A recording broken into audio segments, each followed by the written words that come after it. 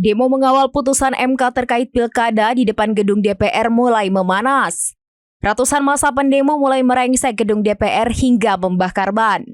Padahal gedung DPR dipasang barrier beton dan kawat berduri. Puluhan anggota polisi juga terlihat berjaga di berbagai titik.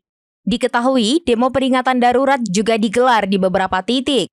Aksi unjuk rasa digelar di 3 lokasi berbeda, di antaranya di depan gedung DPR RI, gedung MK, dan Istana Merdeka.